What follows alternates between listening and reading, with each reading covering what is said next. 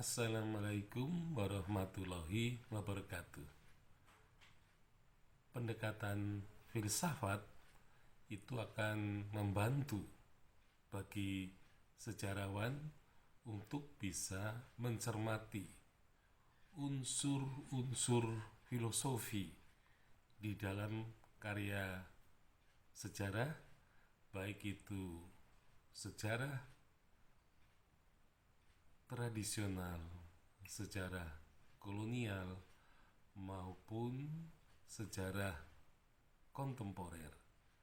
Jadi pada dasarnya karya sejarah itu merupakan karya pemikiran manusia, terutama sejarawan, terhadap peristiwa-peristiwa yang saling terkait dan kemudian menghasilkan suatu simpulan-simpulan yang di situ terdapat atau terkandung makna, terkandung filosofi, terkandung nilai-nilai ya, yang pada dasarnya sejarah itu adalah merupakan hasil pemikiran sejarawan sebagai individual, tetapi bisa juga dia mewakili masyarakat yang mendukung di belakangnya. Jadi kalau kita perhatikan, sastrawan juga sering dipandang sebagai juru bicara dari suatu masyarakat, karena tidak mungkin dilepaskan seorang sejarawan itu benar-benar lepas dari masyarakatnya. Tentu saja masyarakat yang menjadi latar belakang kehidupannya akan mempengaruhi cara sejarawan itu berpikir, dan juga sejarawan bisa menganalisis ya, mengenai hasil-hasil karya sejarah yang pernah ada sebelumnya. Nah, tentu saja sejarah memang bisa dilihat secara atau dari sudut filsafat ya, karena tadi pemikiran sejarawan, pemikiran para penulis pada masa lampau seringkali memang bisa dideteksi dari karya-karya yang telah dihasilkan. Nah, katakanlah mentifact. Jadi ketika sejarawan mencermati mentifact, yaitu pemikiran para penulis, misalnya penulis sejarah tradisional, maka di situ pasti terkandung ya filsafat ya sebagai data yang kemudian bisa dipakai untuk menulis filsafat sejarah yang memang ada di dalam suatu kehidupan masyarakat gitu ya, dengan latar belakang budaya tertentu pada masa tertentu. Nah, jadi pendekatan filsafat akan menghasilkan filsafat sejarah yang menunjukkan bahwa masyarakat tertentu mempunyai filosofinya sendiri. Jadi contohnya misalnya kita bisa mengambil contoh dari karya para Raton, misalnya karya-karya Kakawin, karya-karya Babat, karya-karya Hikayat, karya-karya Luntara ya, karya-karya seperti Tambo gitu ya. Nah, ini pasti di dalamnya terkandung unsur-unsur filosofi yang ditulis oleh para penulisnya pada masa lampau. Nah, tentu saja apa yang ditulis ini merupakan pengalaman mereka pikir ketika menghadapi situasi tertentu.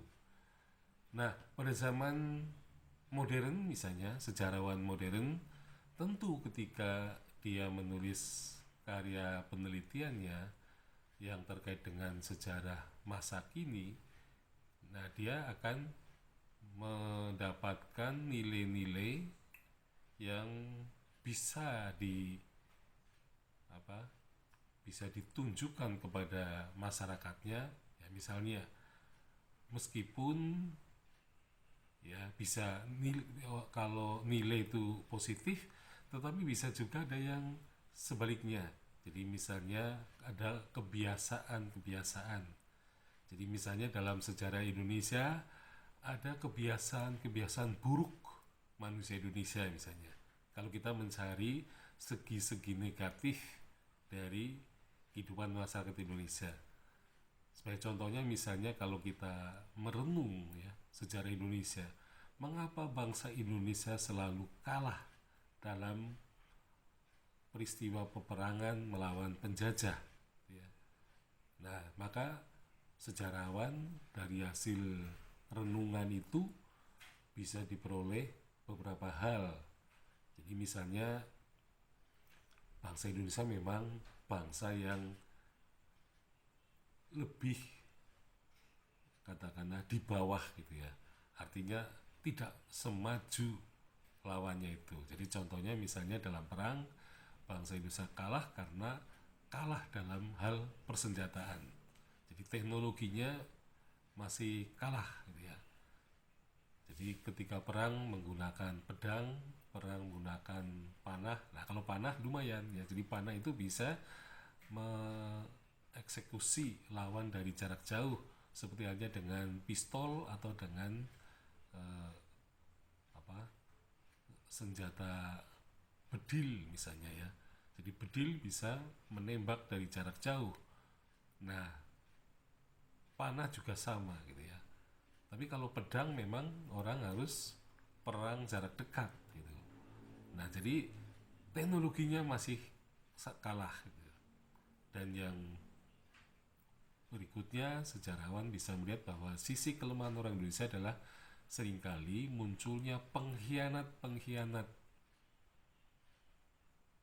Nah, sehingga karena ada pengkhianatan dari orang dalam, maka orang asing itu bisa mengalahkan kita. Nah, kemudian yang ketiga misalnya, ternyata orang Indonesia itu tidak bisa bersatu, tidak bisa bekerja sama, egoisnya terlalu tinggi. Nah, sehingga karena tidak ada kerjasama, sulit bersatu, maka mudah dipecah belah. Nah, makanya pecah belah adalah salah satu cara bagaimana orang asing itu menguasai bangsa Indonesia. Nah, itu misalnya pada masa penjajahan. Nah, tetapi kalau pada masa modern, kita bisa menyimpulkan segi-segi negatifnya bangsa Indonesia. Bangsa Indonesia adalah bangsa yang egois. Egois itu karena mementingkan dirinya sendiri. Jadi dia tidak bisa meletakkan dirinya apakah dia sebagai tokoh publik atau tokoh pribadi. Nah, sehingga seringkali dia karena sebagai tokoh publik menganggap bahwa kekuasaan yang dia miliki itu merupakan kekuasaan yang seolah-olah merupakan miliknya sendiri. Padahal yang namanya kekuasaan itu adalah amanah. Jadi karena egoisnya itu, maka dia seringkali bertindak karena mempunyai kewenangan sehingga bertindak sewenang-wenang terhadap rakyatnya. Dan ini terjadi dari renungan sejarah kita. Maka hal-hal yang positif yang lain misalnya korupsi. Orang Indonesia, pejabat-pejabat Indonesia itu senang sekali melakukan korupsi, suatu tindakan yang mencuri harta rakyat untuk keperluan sendiri ya, tadi ada unsur egoisnya.